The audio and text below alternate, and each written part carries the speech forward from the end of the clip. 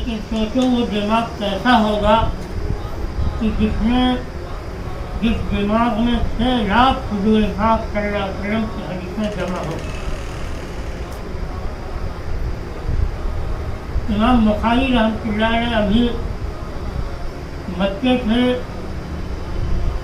کہ آنکھوں سے نابینا ہو گئے تھے.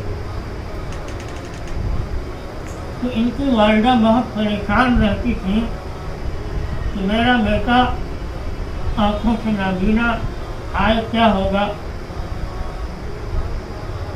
تو روزانہ دعائیں مانگا کرتی تھی بیٹے کے لیے.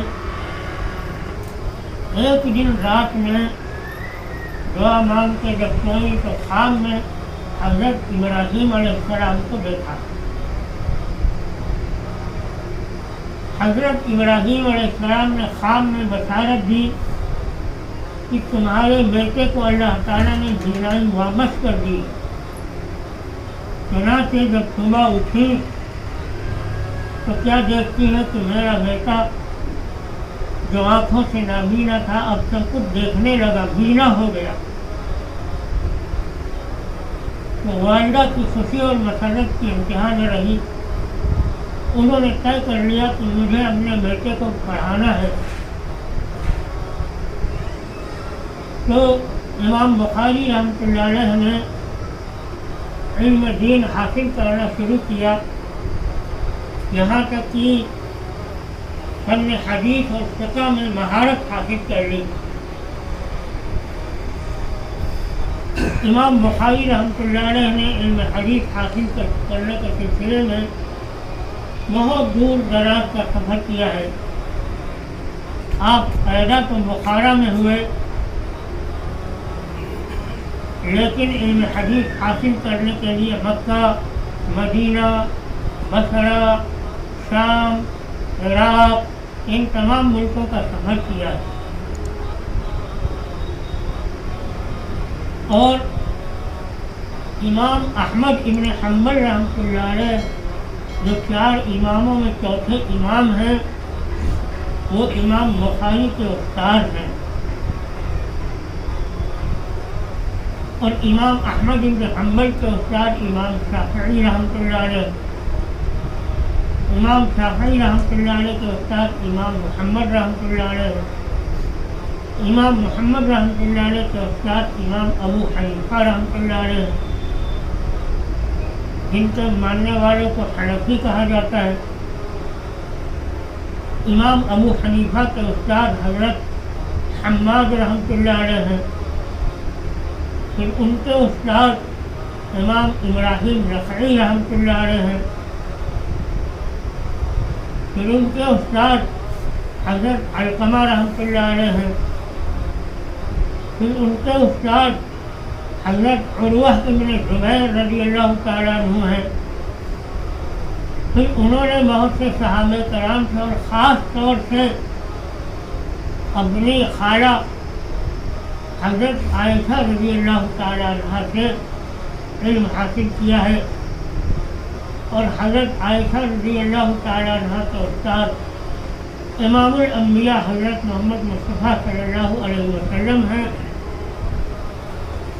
اور امام الانبیاء نے حضرت جبریل سے اور حضرت جبریل نے اللہ سے علم اخذ کیا ہے، حاصل کیا ہے. اس طرح سے علم دین کا سلسلہ بندے کا اللہ سے جا کر مل جاتا ہے.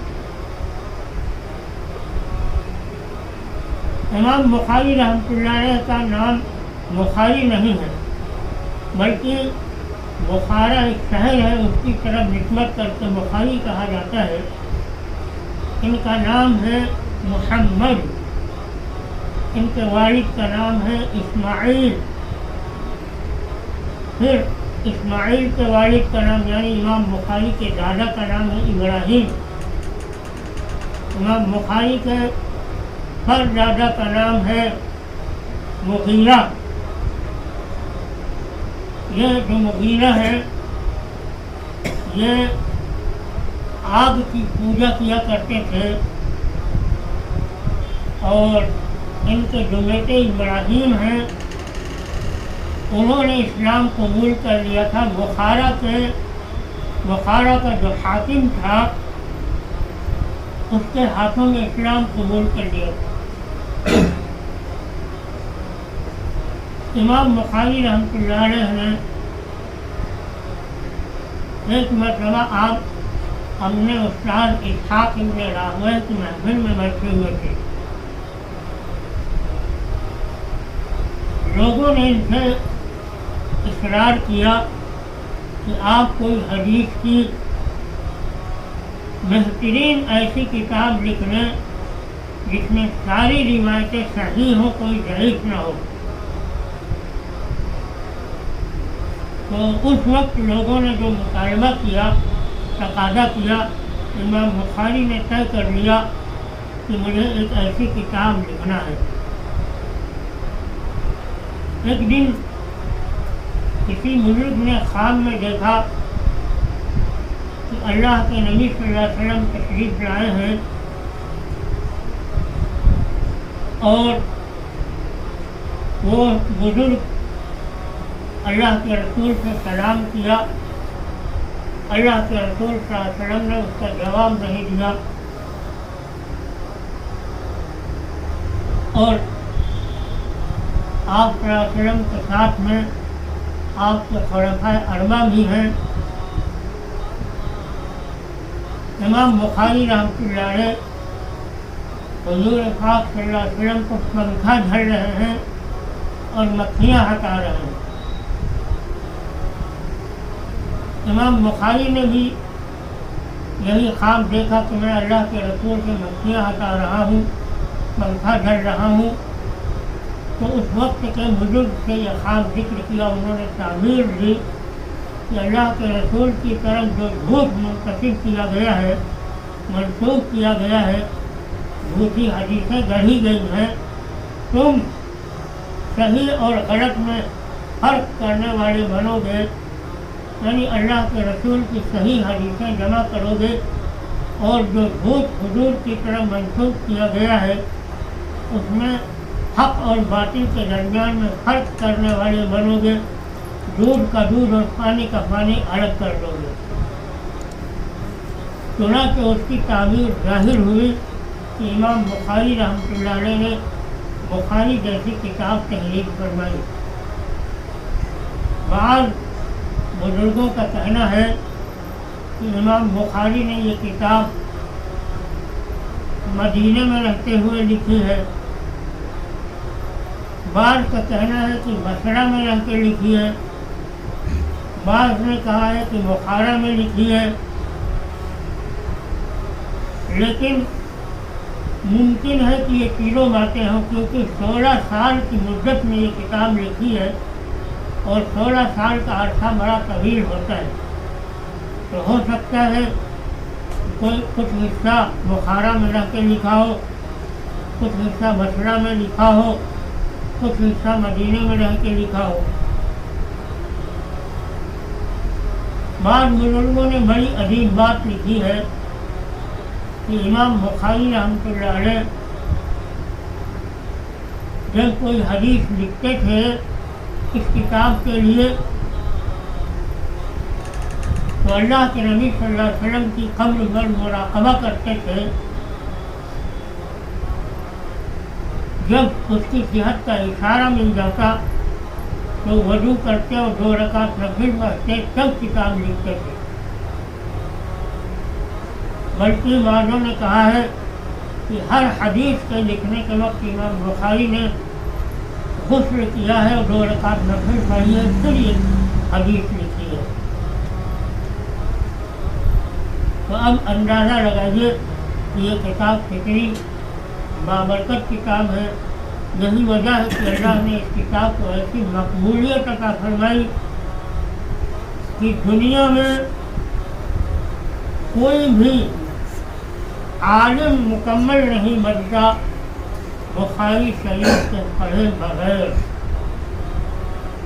اللہ نے یہ مقبولیت عطا فرمائی ہے اس کتاب کو. ایک بزرگ کہتے ہیں کہ اللہ تعالیٰ نے قوت حافظہ اور دماغ 3 لوگوں پر انتہا فرما دی. ایک تو ان میں سے امام بخاری رحمۃ اللہ علیہ ہیں. چار دماغوں کو اللہ تعالیٰ نے منتہی درجے کا دماغ عطا فرمایا تھا، یعنی قوت حافظہ کی اللہ نے انتہا کر دی 4 دماغوں پر. ایک بخارا میں امام بخاری، دوسرے سمرقند میں امام مسلم، خراسان میں امام مسلم رحمۃ اللہ علیہ، اور مقام رے میں امام ابو زرعہ رحمۃ اللہ علیہ.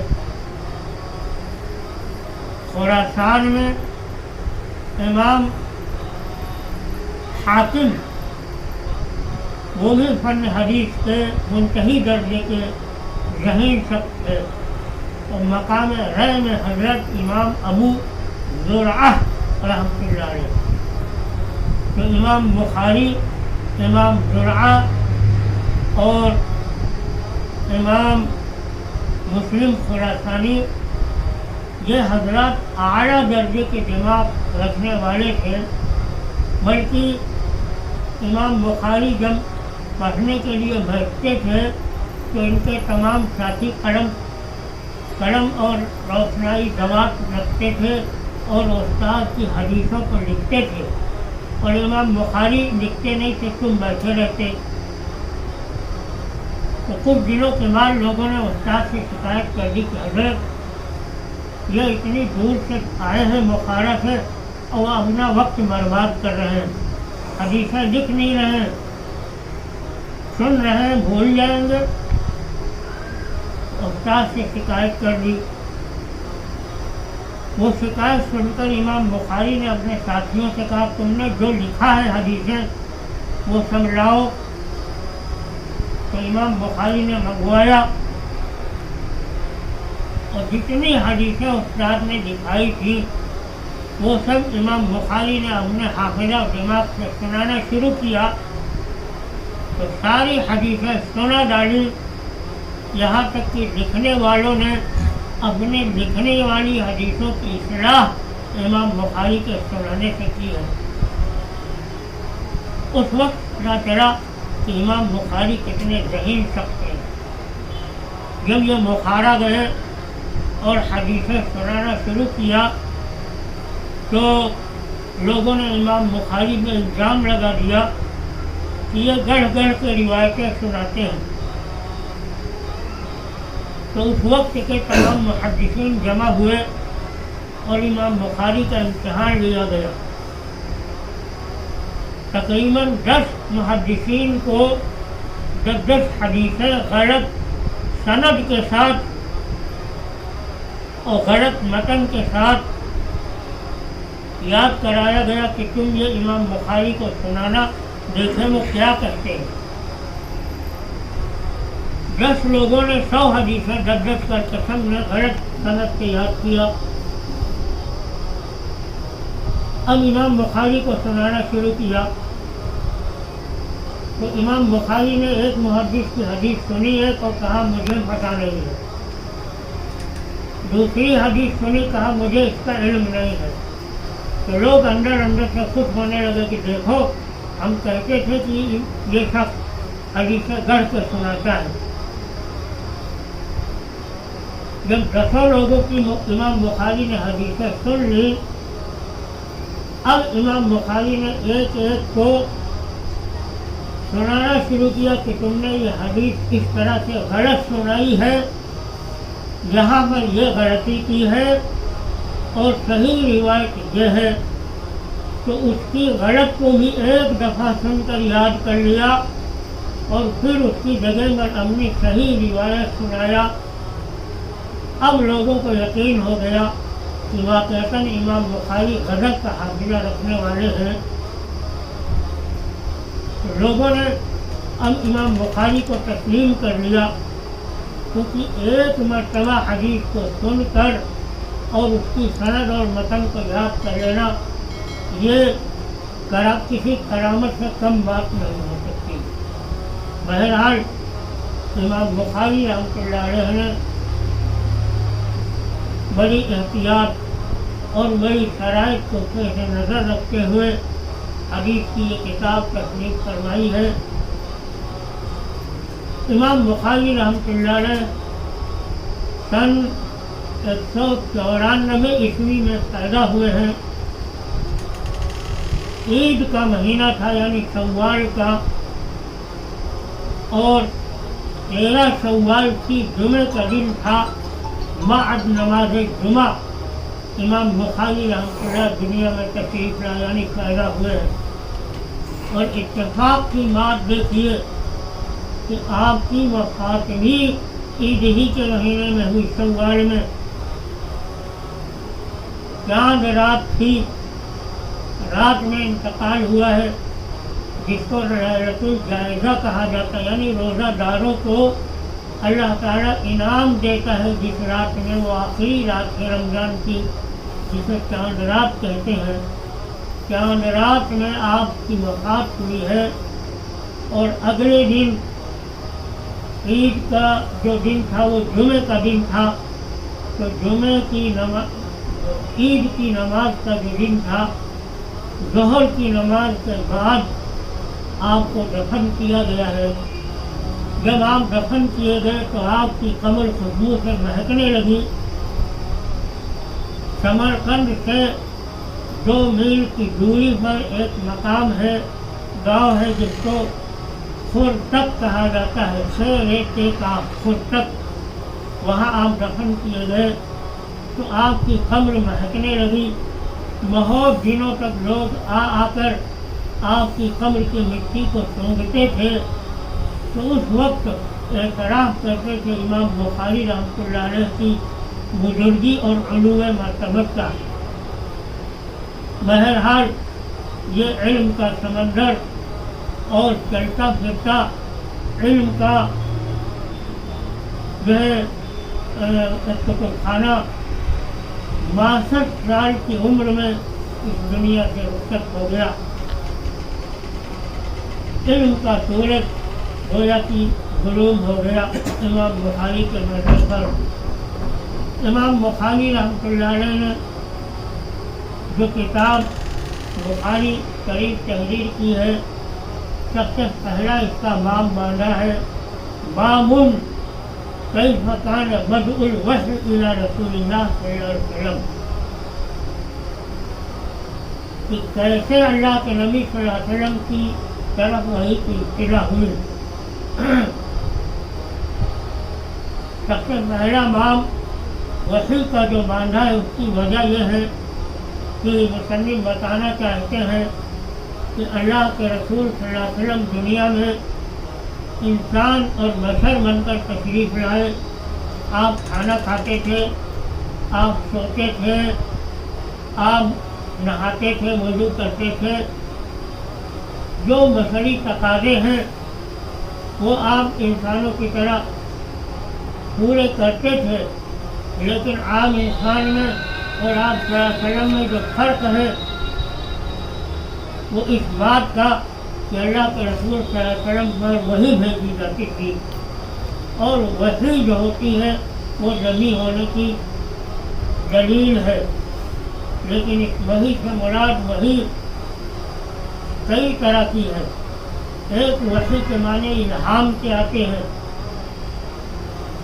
الہام یعنی دل میں کوئی بات ڈالی جائے، یہ الہام غیر نبی کو بھی ہو سکتا ہے، یہاں تک کہ الہام جانور کو بھی ہو سکتا ہے۔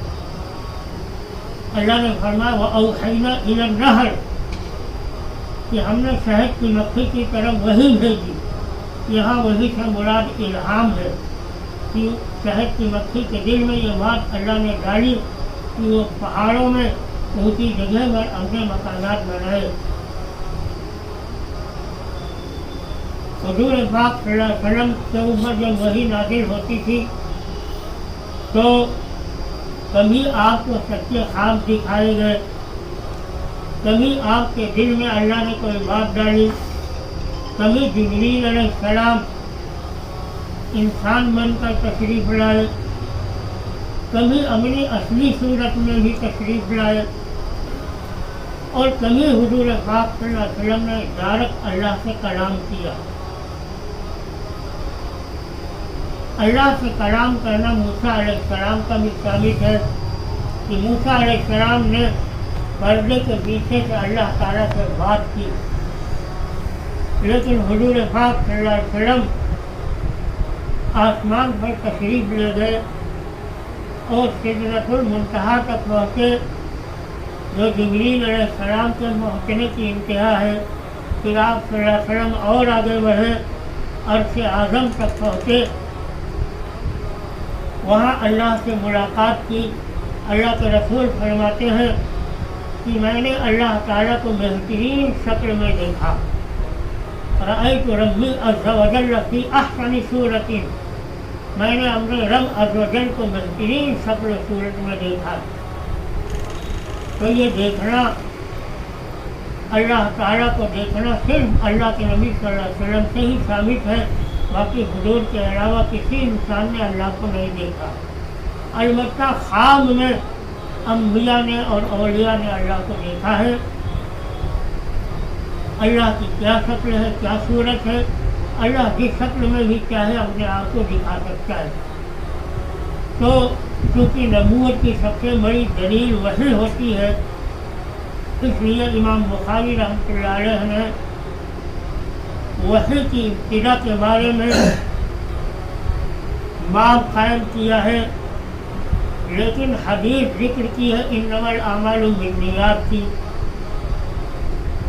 اور سب سے پہلے قرآن کی ایک آیت ذکر کی، فرمایا قول اللہ عز وجل انا اوحینا الیک کما اوحینا الی نوح والنبیین من بعد، کہ اے نبی ہم نے آپ کی طرف وحی بھیجی جیسا کہ وحی بھیجی تھی نوح علیہ السلام کی طرف اور دیگر انبیاء کی طرف آپ کے، اور نوح علیہ السلام کے بعد دیگر انبیاء کی طرف وحی بھیجی تھی. یہ آیت کریمہ تبرک کے طور پر یعنی برکتاً مصنف رحمۃ اللہ علیہ نے ذکر فرمائی ہے کہ کتاب کا آغاز اگرچہ حضور صلی اللہ علیہ وسلم کی حدیثوں سے ہے، لیکن تبرکاً اللہ کے کلام سے آغاز ہو جائے. تو اللہ کا کلام یعنی ایک آیت شریفہ جو وحی سے تعلق رکھتی ہے امام بخاری نے ذکر کر دی. اس کے بعد فرمایا حدثنا الحمیدی، امام بخاری کہتے ہیں مجھ سے میرے استاد حمیدی نے بیان کیا. قال حدثنا سفیان، پھر حمیدی کہتے ہیں کہ مجھ سے میرے استاد سفیان نے بیان کیا. قال حدثنا یحییٰ بن سعید الانصاری، حضرت سفیان کہتے ہیں کہ مجھ سے میرے استاد یحییٰ بن سعید انصاری نے بیان کیا. اور یحییٰ بن سعید انصاری کہتے ہیں کہ مجھ کو محمد ابن ابراہیم تیمی نے بتایا، اور محمد ابن ابراہیم تیمی کہتے ہیں کہ میں نے حضرت علقمہ ابن وقاص سے سنا، علقمہ ابن وقاص لیثی سے سنا. وہ کہتے تھے کہ میں نے حضرت عمر ابن الخطاب رضی اللہ تعالیٰ عنہ کو منبر پر یہ کہتے ہوئے سنا. کیا کہہ رہے تھے؟ سمعت رسول اللہ صلی اللہ علیہ وسلم یقول، کہ میں نے سنا اللہ کے نبی صلی اللہ علیہ وسلم فرما رہے تھے انما الاعمال بالنیات، کہ بلا شبہ اعمال کا دار و مدار نیت پر ہے. وانما لامرئ ما نوى، اور ہر انسان کے لیے وہی چیز ہے جس کی وہ نیت کرتا ہے. جیسی نیت ہوگی اللہ کا معاملہ ویسا ہی اس بندے کے ساتھ ہوتا ہے. فمن كانت ہجرتہ الی دنیا یصیبها، جس شخص کا ہجرت کرنا دنیا حاصل کرنے کی غرض کے لیے ہوگا، او الی امرأۃ ینکحها، یا کسی عورت سے نکاح کرنے کی غرض سے ہجرت کرنا ہوگا، فہجرتہ الی ما ہاجر الیہ، تو اس کی ہجرت اسی چیز کی طرف ہوگی جس کی طرف کیا ہے. یعنی پھر اس کو ثواب نہیں ملے گا. دنیا کے لیے ہجرت کیا ہے تو دنیا ملے گی، عورت کے لیے ہجرت کیا ہے تو عورت ہی ملے گی، ثواب نہیں ملے گا۔ اس سے پتہ چلا کہ ہر انسان کو نماز پڑھے، روزہ رکھے، حج کرے، قرآن کی تلاوت کرے، ذکر کرے، پڑھے یا پڑھائے، جو بھی کام کرے اس کا مقصد اللہ کی خوشنودی، اللہ کی رضا ہونا چاہیے، دنیا مقصد نہیں ہونا چاہیے۔ یہ بات آپ صلی اللہ علیہ وسلم نے اس وقت بیان فرمائی جب آپ صلی اللہ علیہ وسلم کو پتہ چلا کہ ایک صحابی ہے، انہوں نے مکے میں رہتے ہوئے ایک صحابیہ سے نکاح کرنے کا ارادہ کیا۔ اتفاق سے اس دوران ہجرت کا عمل پیش آ گیا تو وہ صحابیہ ہجرت کر کے مدینہ چلی گئی۔ تو یہ صحابی بھی ان سے نکاح کرنے کی غرض سے مدینہ چلے گئے۔ تو اللہ کے نبی صلی اللہ علیہ وسلم کو معلوم ہوا کہ یہ نکاح کی غرض سے آئے ہیں، تب آپ نے فرمایا انما الاعمال بالنیات، کہ عمل کا دار و مدار نیت پر ہے۔ کیونکہ ہجرت صحابہ کرام کا وہ عمل تھا کہ ہجرت کی وجہ سے اسلام میں انقلاب پیدا ہو گیا، ہجرت کی وجہ سے اسلام پھیل گیا۔ ہجرت سے پہلے 13 سال اللہ کے نبی نے مکے میں گزارے اور مختصر تعداد میں لوگ اسلام لائے، اور آپ نے اور آپ کے صحابہ نے ہجرت کی تو ہجرت کے بعد 10 سال اللہ کے نبی حیات رہے، اور 10 سال میں اتنا اسلام پھیلا کہ پورا جزیرہ عرب مسلمان ہو گیا، اور عرب سے نکل کر ملک شام، عراق اور یمن تک اسلام پہنچ گیا۔ یہ ہجرت کی قربانی کی بدولت ہوا۔ تو آقا نے فرمایا کہ دین کا کوئی بھی کام ہو، خواہ ہجرت ہو یا کوئی بھی عمل ہو، وہ دنیا کی غرض سے نہیں ہونا چاہیے، اللہ کی رضا کے لیے ہونا چاہیے۔ اب سوال یہ ہے کہ صحابی رسول انہوں نے ہجرت کی تو دنیا کے لیے کی، عورت کے لیے ہجرت کی۔ ایک صحابی کا مقام جو ہوتا ہے نبی کے بعد ہوتا ہے، بڑے سے بڑا ولی صحابی کے مقام کو نہیں پا سکتا، تو صحابی نے ایسا کیوں کیا؟ تو دراصل دیکھیے صحابہ کرام میں ایک تو اسلام کا ابتدائی زمانہ، ایک پھر اس کے بعد کا زمانہ گزرتا ہے، تو ممکن ہے صحابی نئے نئے اسلام میں داخل ہوئے ہوں، ابھی اسلام کے اس مقام تک نہ پہنچے ہوں کہ جس مقام پر پہنچ کر دنیا کی ساری چیزیں ترک کر دی جاتی ہیں، اور اسلام قبول کرنے سے پہلے ارادہ تھا ان کا عورت سے شادی کرنے کا، تو عورت نے بھی اسلام قبول کر لیا، اور یہ صحابی انہوں نے بھی اسلام قبول کر لیا، اور وہ صحابیہ ہجرت کر کے مدینہ چلی گئی، یہ بھی ہجرت کر کے چلے گئے۔ تو ممکن ہے کہ دونوں باتیں سبب بنی ہو، نکاح بھی کریں گے اور جس طرح دیگر لوگ ہجرت کر رہے ہیں ہم بھی ہجرت کریں گے، تو دونوں چیزیں مقصد بن گئی ہو۔ اور یہ بھی ممکن ہے کہ ہجرت کر کے پہنچے ہوں تو جب اللہ کے رسول کا یہ فرمان سنا انما الاعمال بالنیات، تو دنیاوی ارادہ ترک کر دیا، پھر خالص ہجرت کی ہی نیت رہ گئی، اور اللہ تعالیٰ نے پھر بعد میں شادی بھی کرا دی، کیونکہ اگر کوئی شخص دین کی خاطر دنیا کا کوئی کام چھوڑتا اور روکتا ہے تو اللہ تعالیٰ وہ چیز اس سے محروم نہیں کرتا، دنیا کی وہ چیز بھی عطا فرما دیتا ہے، اور دین کی وجہ سے رضا الہی کی وجہ سے ثواب ملتا ہی ملتا ہے۔ باقی اس روایت کی پوری تفصیل آپ کے استاد بتائیں گے کہ امام بخاری نے وحی کی ابتدا کا باب باندھا ہے اور حدیث ذکر کر رہے ہیں نیت کے بارے میں، تو اس سے اشارہ اس بات کی طرف ہے کہ ہم حضور پاک صلی اللہ علیہ وسلم کی نبوت کی سب سے بڑی دلیل جو وحی ہے، بیان تو یہی کریں گے، لیکن سن لو اتنا بڑا کام کرنے جا رہے ہو، اللہ کے رسول کی حدیثیں پڑھنے جا رہے ہو، اس کے پڑھنے میں کہیں دنیا کی عظمت و برتری دل میں نہ آ جائے کہ ہم حدیثیں پڑھ رہے ہیں، پڑھا رہے ہیں تو سب سے بہتر ہیں،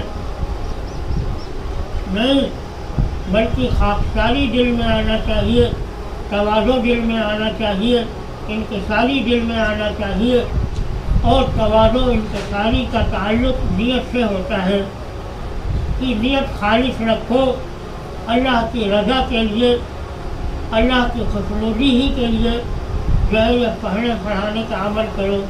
تو اس لیے مصنف نے ایک روایت نیت کے تعلق سے ذکر فرما دی، اس کے بعد اس باب میں جتنی حدیثیں ہیں وہ سب وحی سے متعلق ہیں کہ اللہ کے رسول صلی اللہ علیہ وسلم پر کیسے وحی نازل ہوا کرتی تھی۔ بعض دفعہ ایسا ہوتا تھا کہ جاڑے کے دنوں میں اللہ کے نبی پر وحی نازل ہونا شروع ہوئی تو آپ کو اتنی گرمی محسوس ہوتی تھی کہ آپ کی پیشانی پر پسینہ آ جاتا تھا۔ کبھی آپ اونٹنی پر سوار ہیں اور وحی نازل ہونی شروع ہو جاتی تو وحی کا بوجھ اتنا محسوس ہوتا کہ اونٹنی بوجھ برداشت نہ کر پاتی، وہ بیٹھ جایا کرتی تھی۔ لیکن اللہ تعالیٰ نے اپنے حبیب کے قلب کو ایسا بنایا کہ اللہ کے رسول صلی اللہ علیہ وسلم نے وحی کی بوجھ کو برداشت کیا۔ اب آپ کے واسطے سے امت کو وحی ملی، قرآن ملا، حدیثیں ملی، تو اللہ تعالیٰ نے امت کے لیے یعنی لوگوں کے لیے معاملہ آسان کر دیا حضور کے قلب پر نازل کرنے کے بعد۔ تو پوری تفصیل آپ کو اس حدیث سے متعلق آپ کے استاد بتائیں گے۔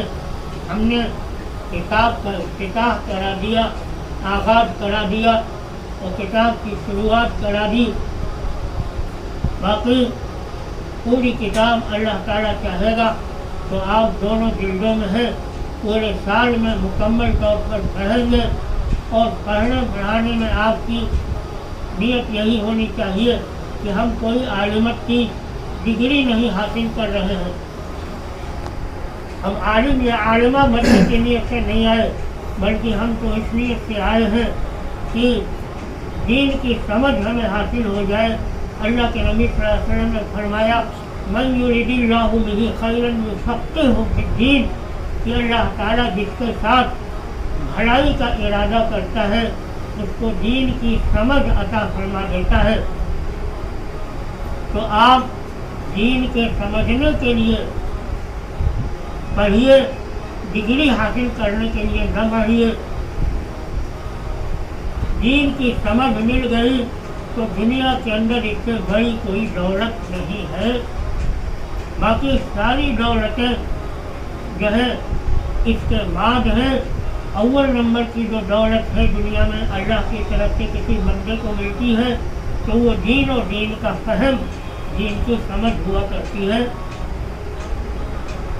لہذا آپ جو ہے اسی نیت سے پڑھیے، اور پھر آگے چل کر اللہ تعالیٰ آپ میں سے کس کو کہاں پہنچاتا ہے، کس کا گھر کہاں بستا ہے، کس کی گود میں کتنے بچے پلتے ہیں، پرورش پاتے ہیں، اللہ ہی بہتر جانتا ہے۔ اگر آپ بچیوں دین کے علم سے آراستہ پیراستہ ہو جاؤ گی تو آپ جس گھر میں پہنچو گی وہ ایک روشن چراغ بن کر پہنچو گی، وہاں دین کی شمع جلاؤ گی، آپ کی گود میں جتنے بچے پرورش پائیں گے سب انشاءاللہ دیندار ہوں گے، رسول اللہ کے سچے اور پکے امتی ہوں گے، جو تمہارے لیے بھی ذریعہ آخرت بنیں گے اور انسانیت کے لیے بھی آخرت کی کامیابی کا ذریعہ بنیں گے۔ اللہ تعالیٰ ہمیں بھی اور آپ کو بھی اور پوری امت کو حضور پاک صلی اللہ علیہ وسلم کی سچی اتباع نصیب فرمائے۔ آپ کی پیروی نصیب فرمائے، اور اللہ تعالیٰ اپنی کتاب قرآن کریم اور اپنے نبی کی کتاب بخاری، مسلم، ترمذی، نسائی، ابن ماجہ، تمام کتابیں اللہ تعالیٰ پڑھنے کی، پڑھانے کی توفیق نصیب فرمائے۔ وآخر دعوانا ان الحمد للہ رب العالمین۔